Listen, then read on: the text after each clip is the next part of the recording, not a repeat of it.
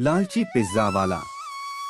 शहर के बीचों बीच एक छोटी सी पिज्जा की दुकान थी जिसका नाम था गोल्डन पिज्जा पॉइंट। इस दुकान का मालिक था रमेश, जो स्वादिष्ट पिज्जा बनाने में तो माहिर था लेकिन स्वभाव से बहुत लालची था।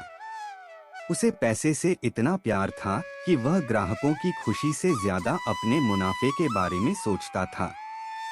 रमेश सस्ते चीज का इस्तेमाल करता, टॉपिंग कम डालता और दाम ज्यादा वसूलता। अगर कोई ग्राहक शिकायत करता तो वह मुस्कुराकर कहता, आजकल महंगाई बहुत है भाई साहब। धीरे धीरे उसकी दुकान चलने लगी क्योंकि पिज्जा सच में स्वादिष्ट होता था। लालच बढ़ते ही रमेश ने एक नई तरकीब निकाली।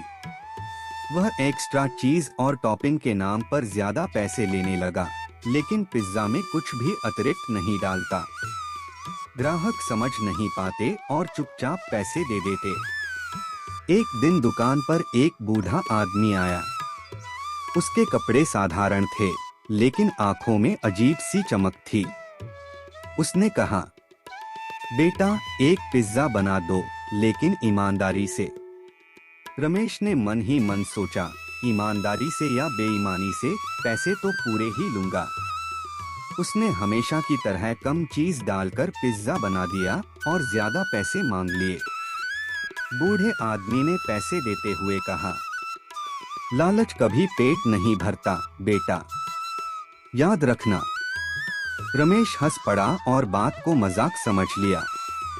कुछ दिनों बाद रमेश की दुकान पर अचानक ग्राहकों की भीड़ कम होने लगी। धीरे धीरे दुकान खाली रहने लगी। एक दिन तो पूरा दिन बीत गया और एक भी ग्राहक नहीं आया। रमेश परेशान हो गया।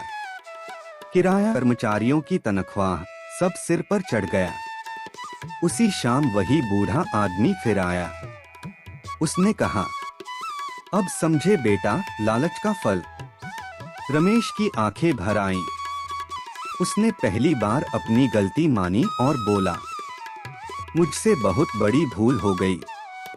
मैंने सिर्फ पैसे के बारे में सोचा। अगले दिन से रमेश ने खुद को बदल लिया। वह सही दाम लेने लगा, पिज्जा में भरपूर चीज और टॉपिंग डालने लगा। ग्राहकों से मुस्कुराकर बात करता और उनकी राय पूछता। कुछ ही समय में लोग फिर से उसकी दुकान पर आने लगे। इस बार दुकान की पहचान ईमानदारी और स्वाद बन गई। रमेश ने समझ लिया कि सच्ची कमाई वही होती है जिसमें ग्राहक का भरोसा शामिल हो। सीख, लालच से कमाया गया पैसा ज्यादा दिन नहीं टिकता, लेकिन ईमानदारी से कमाया गया सम्मान हमेशा साथ रहता है।